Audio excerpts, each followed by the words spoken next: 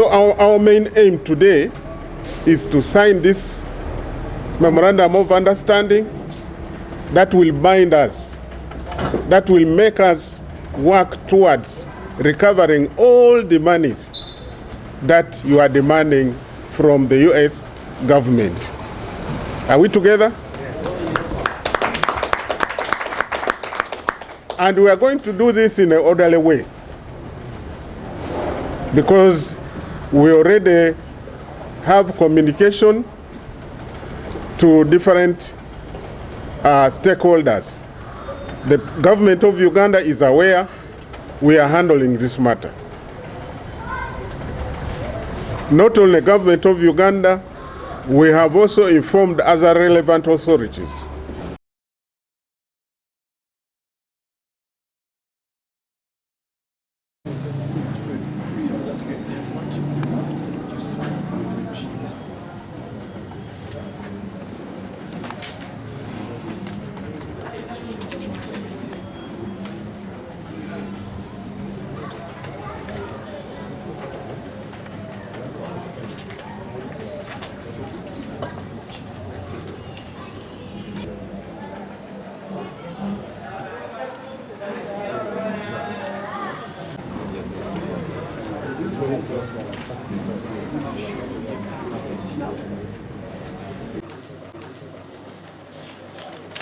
This is the beginning of our cooperation as a powerhouse and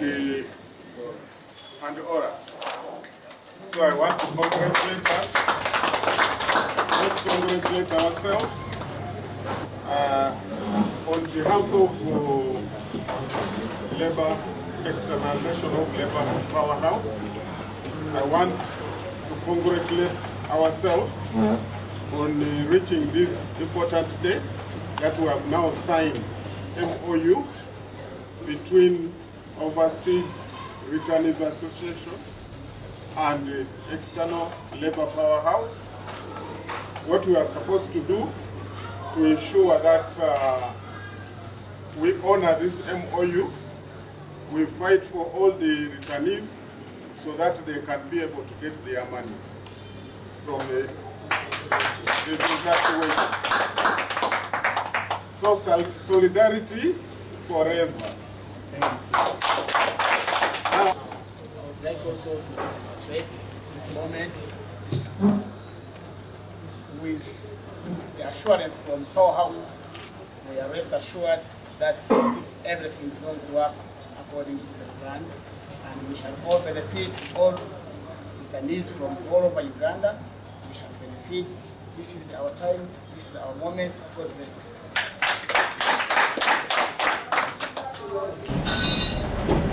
This day is going to change. It's going to be our turning point, we returnees. We've been suffering for a long time. Everybody has been ignoring us, but now good Samaritans have come up for our rescue. And I would like to thank Powerhouse for showing up, coming up, showing up that they're really going to be in this no matter what, but they are going to be with us from the day one until justice is served to us. But what happened right from here, you could see this was a sophisticated slavery. Ugandans who were taken there. For example, when it was summer season and the temperature is 70 degrees Celsius, you would find a Ugandan under a shade, standing with a body armor weighing at least 15 kilograms, a helmet 2 kilograms, the weapon 5 kilograms, magazines 7 of them, water bottles 3, and other things aside. With the magazine. But the person would be on a post, and they would not want you to turn on and maybe take on a shade. They would not want you to change your position, that you have to stand a post professionally. And with that heat, this is how Ugandan, some of us, me it's an example, because the moment I came out there, I reached Uganda, my first child did not have complete organs. I could find myself, I was not myself. I was not the way I left because of the environment that I worked in. This environment was highly intoxicated. An American who would go and work there, before he goes back to his country, he would be taken to military hospital in Germany called Frankfurt, the best in the world. America would pay over $600,000 on one individual for medical screening and management of whatever illness or whatever complications this person had developed. Ugandans were given a chance to also go there in Greece, in Cyprus, in European countries for the same before coming back to Uganda. It was never done. That's why even now, Ugandans are suffering with different complications that they contracted overseas. And all of this, if the Ugandans were paid enough salary, they would have handled their medical issues here, they would have attended to their health issues, but unfortunately, they were being paid little money. And finally, this little money was paid when everybody was aware here. It is not that it was done under trees or under tables. Whenever you rise up and challenge them, you would be intimidated by Ugandan here. And why am I saying this? Is what I have gone through and my colleagues. Even as we are here, some people are going to call Dr. Gideon, come and we pay you some little money. Then you stop this. Why? Because this was bilateral. It was symbiotic. The extortion, the fraud, this illicit method of whatever these people practiced was symbiotic. It was both there and here. Now, why do you think all these people are here? They have a lot of things to do. But it's because they are concerned of what they lost. You work in Iraq expecting to get a GS scale, whereby every month a GS 12 would give a foreign national security specialist 7,700 in 2007, 2005, 2006. But a Ugandan was signing $600. In the end, a Ugandan who went there to improve on his life and health instead found himself in worse, more conditions than he left Uganda.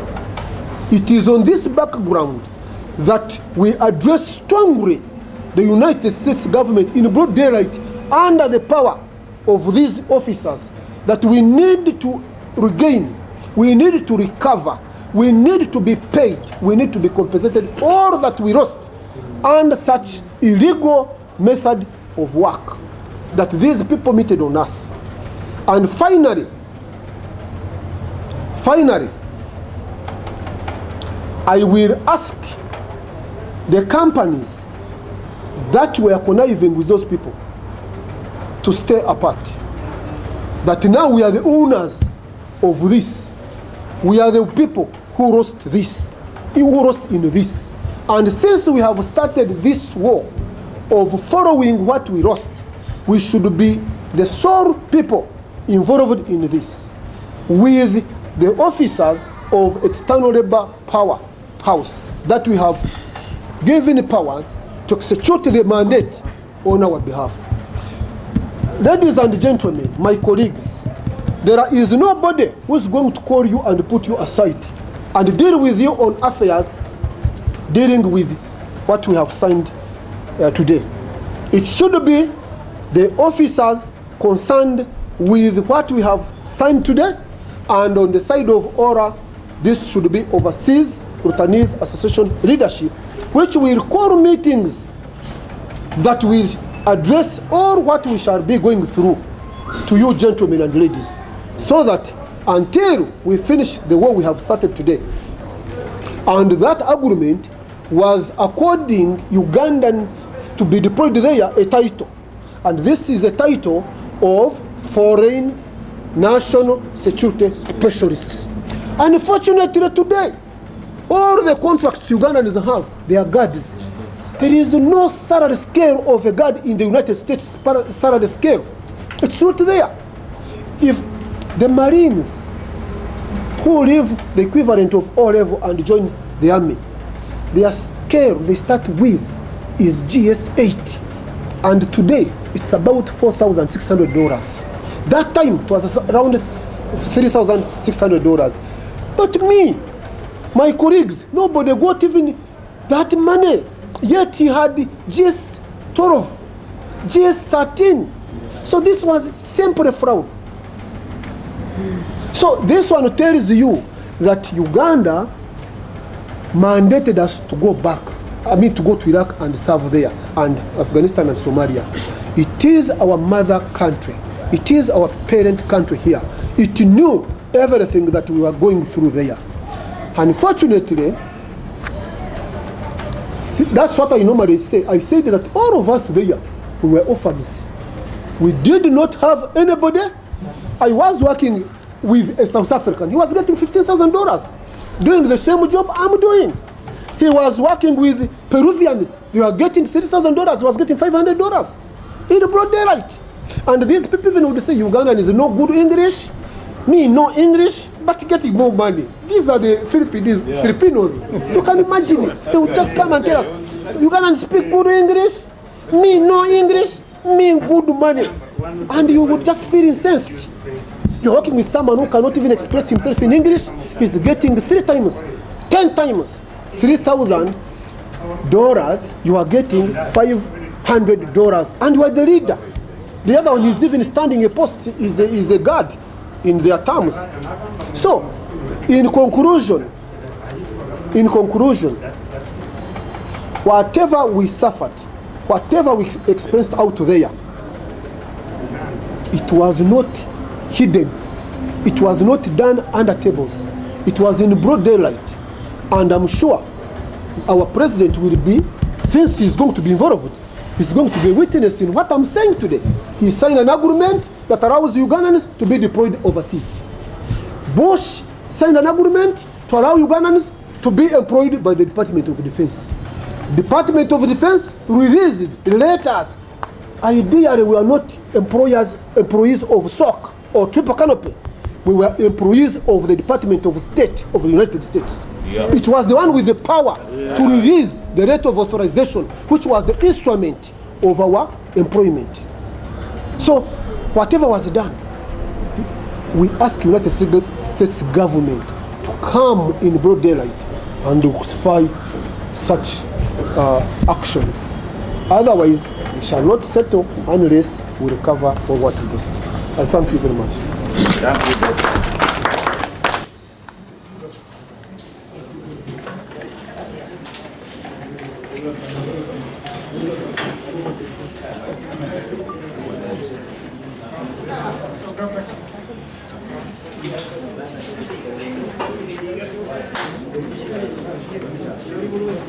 you.